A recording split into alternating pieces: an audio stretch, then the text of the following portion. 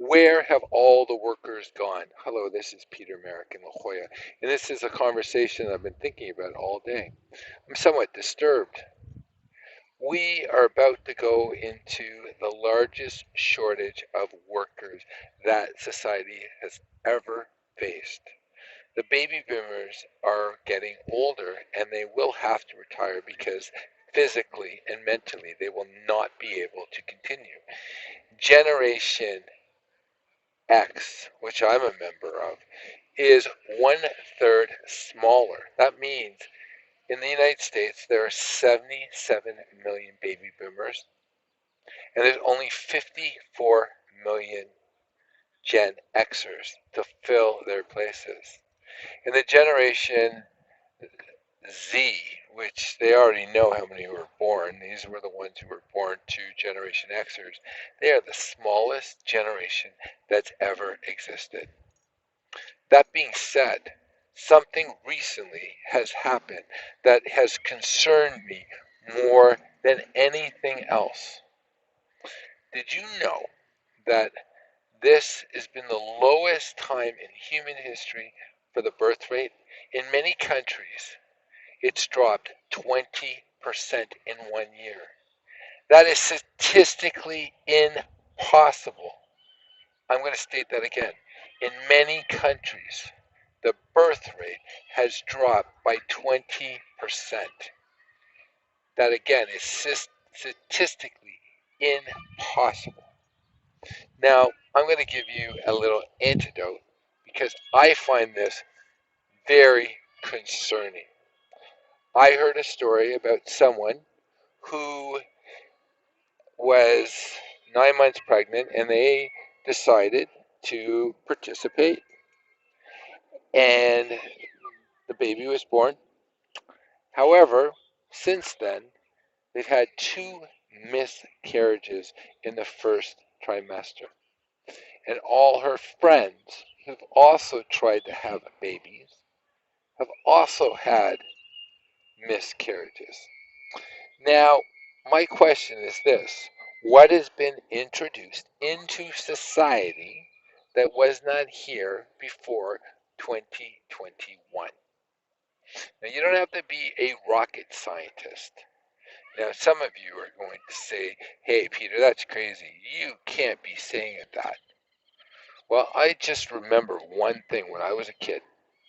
I remember growing up where pregnant women wouldn't even eat from a can of tuna, for God forbid they'd get mercury in their system. But unquestioning everything to do with science, because science is about questioning, they lined up because they were told to. And this comes down to business as well. If you do not have people, you do not have business. Once I was on national television and I was asked, I said, Peter, are you concerned about a recession? And I looked at the interviewer and I said something very simple. I said, no, because as long as there's people, there's opportunity because people trade. What happens when we run out of people? Almost every single nation on the planet has less than replacement. And what that means is the total fertility rate for women should be 2.1. In many countries, it's dropped to as low as 1. In China, they just redid their stats, and they found that there were 100 million less adults who were of childbearing age. 100 million less, and they figure 80 million of those were women. That means by the end of the decade, China is going to collapse because it's going to become old before it ever had a chance of becoming rich. So these are just my thoughts and my concerns. And many of you are wondering, why am I having this discussion? Because we don't have people, we don't have an economy, you don't have a job. When things break down and you don't have food, what good is what you do, especially if you are in the tertiary business where you sell services? Because I'll share with you what concerns me. I can't make my own clothes. I can't grow my own food. I'm trying to. However, much of my life was a product of surplus. Think about that, surplus. So if you're a stock trader, or if you are an accountant or a lawyer, or you're providing some type of service, the only reason that you're able to be in that profession is because there's surplus in food, surplus in housing, surplus in so much that you're able to have extra time to do these things that do not have to do with subsistency. And we need people. And there's something very scary. The death rate has also gone up. You're going to say, Peter, that's crazy.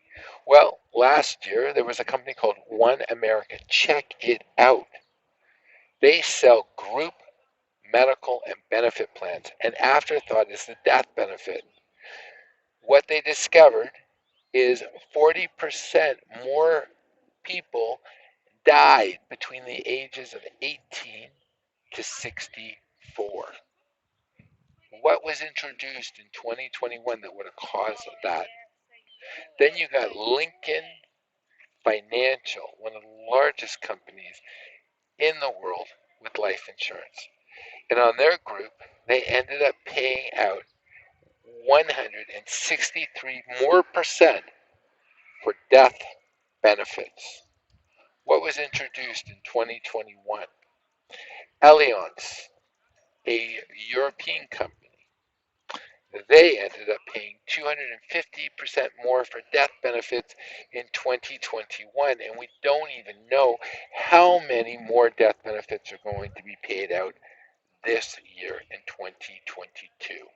In the labor statistics in the United States, they do a survey every month asking people about who is disabled in the home. It was flat at 29 million people. Well, last year it jumped up to 34 million people who are disabled. Taiwan, the birth rate dropped by 23%. That is statistically impossible. What was introduced that caused this?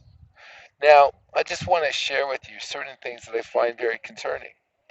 Most people don't know that Bill Gates' father was the number one eugenicist in America. Do you know what eugenics is? Eugenics is basically purifying the human race. That was actually created by the Rockefeller Foundation and also the Carnegie Foundation.